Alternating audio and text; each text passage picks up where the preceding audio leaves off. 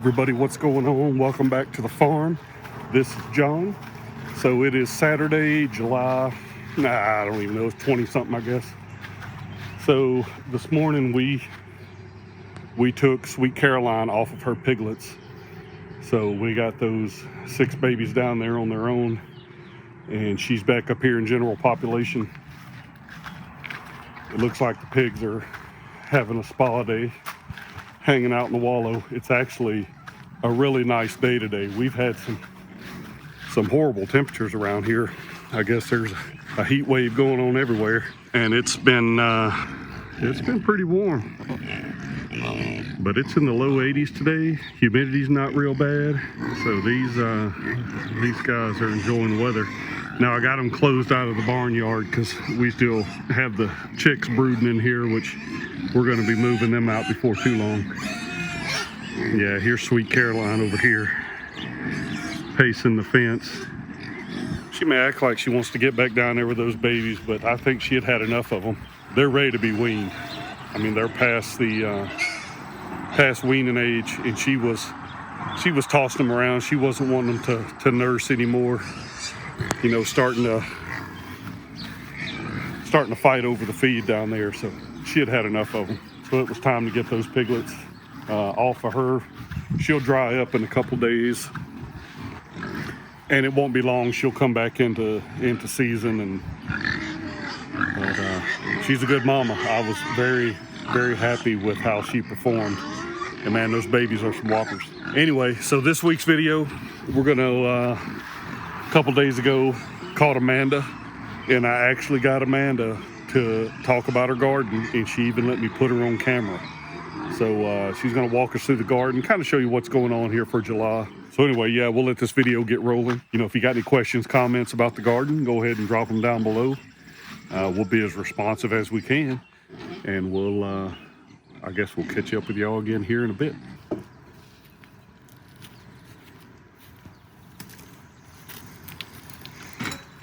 Empty rain gauge, that said. We've got asters from last fall in there. Pigs barely hanging on. We have our black and white deck garden bins with the zebra hydrangeas in the middle, and I'm trying to think, it's obsidian heuchera. There are some calla lilies that are black in there. There's some little Fred daylilies, and it's Bowman something that the little white flowers are. Bowman's root, right? Okay, yes, and those are native. Your nasturtium looks good. In this bed, we have black beauty zucchini that's coming up, nasturtium, and marigolds. I think that's the biggest marigold we've ever had in our garden. Probably. And I think it's he's freaking been huge. eating the tops off. And then over there is crookneck squash. And I read that nasturtium is good to keep squash bugs away. So we have it in lots of beds. Over here, we have the last little bit of our lettuce. That recovered from the deer eating it all down. Yep. I don't know that it's going to recover from us eating it, though. We've got some more nasturtium and some more marigolds. These guys, there was one in here, got eaten. And then there's some bush pickles, garden bush pickles in there that are just coming up from seed. We've got hillbilly tomato and San Marzano tomato, and then 2 chocolate cherry tomatoes, breakout dahlia in the middle, and then there's nasturtium on either side here, and basil, dwarf basil on either side. Nice. Across. Little basils. And there's tomatoes. Now, are you going to dry basil again this year like you've... Yes. That's why I tried to grow a bunch of it from seed, but not all of it was taking. But these are from seed. The nasturtium, in fact, everything in here except for the breakout dahlia is from seed. But the dahlia is from a tuber, From a tuber. Not a seed. Nope. That's from a tuber. Yeah, you rocked it with the seeds this year.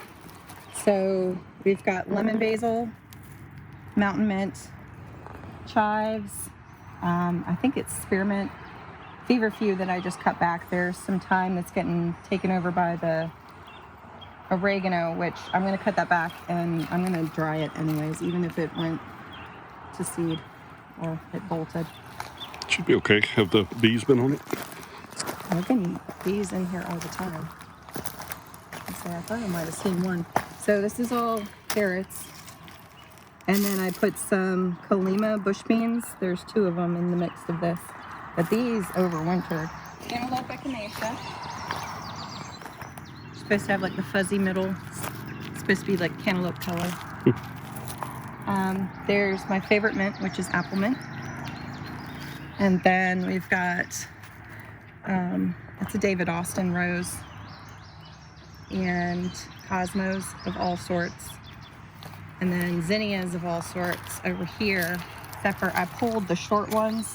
And I'm going to spread out the ones like the Zinderellas that I really like.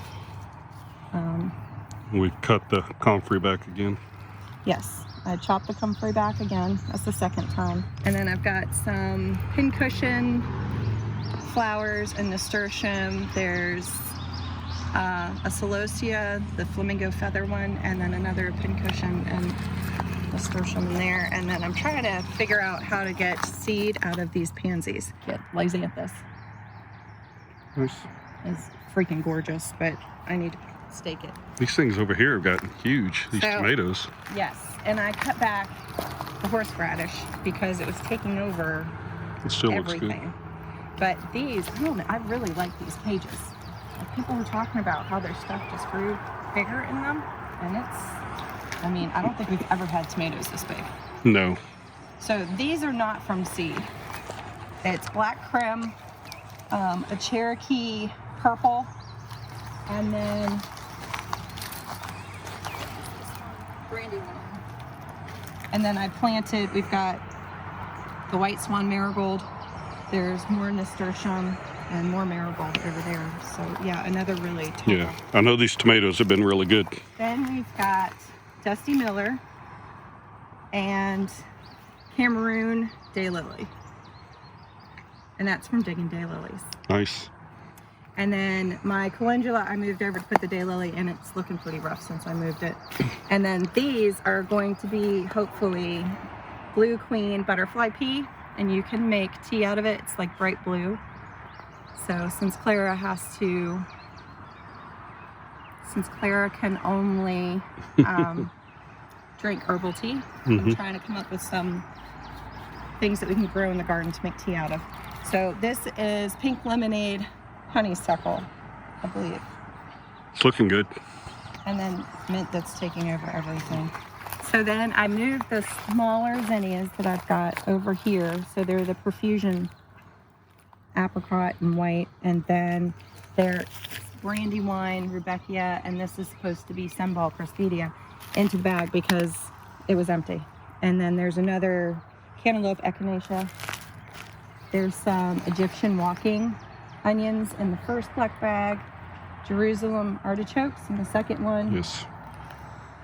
I put the potatoes that were growing in our kitchen into the third bag. There's more Egyptian walking onions. Then there is ruby, gold, auric, and Russian status that I was growing from seed, so I put it in there. Pollinators on this puppy.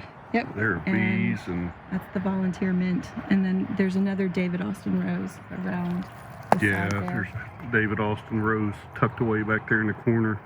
And over here, the goji berries. This mint is massive. goji berries. Yeah, this mint it's really blew up there. There's a bunch of yarrow. And then we have the yarrow, which I'm really starting to appreciate the yarrow. I think it looks really good. And then Munstead and Hyde Coat lavender, which are all culinary. So then over here, we have charger peppers. And they're supposed to be big and fat and easily stuffable. It reminded me of when you used to stuff the yellow squash with like the ham stuff. I thought that would be good. And then we've got Greek oregano that's from seed. In fact, all of these are also from seed, except for the dahlia. This one's Cafe au lait dahlia. Then there is vanilla cream marigolds and another charger pepper, and then 2 tam jalapeno peppers that are supposed to be more mild because I want to make some more of the Cowboy candy. Yeah. But more mild instead of like, Set you on fire. yeah, me needing a jug of milk. Okay, then strawberry tomatoes, which I'm excited about because I've tried to grow these, I don't know, for the last 4 years, same seeds too, so they're really old. Yeah. So I got strawberry tomatoes, and there's tomatoes on there. Hillbilly tomatoes. Now, are these all from your seeds, or? These are all from seed, yeah. And then there's Greek oregano, and there's dwarf basil here. There's chocolate cherry tomatoes that are massive. And then there's this spoon tomato that's supposed to be like itty bitty little tomatoes that you can just pop in your mouth. The last of the raised beds, there are orange habanero peppers. Again, this is all from seed except for the Cafe au lait dahlia, which I dug up to check because it looks so rough. And it had multiple tubers. One was rotten. So I'm presuming that this is coming off the rotten one. But this was healthy, so I replanted it. Gotcha. We'll see what it does. So the vanilla cream marigolds and dwarf basil and the orange habanero peppers, and then brown jalapeno peppers. Again, a more mild one. It's supposed to have a unique flavor. All right, so I just started these yesterday. It feels good in here.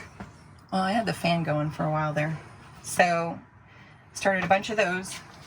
What are those?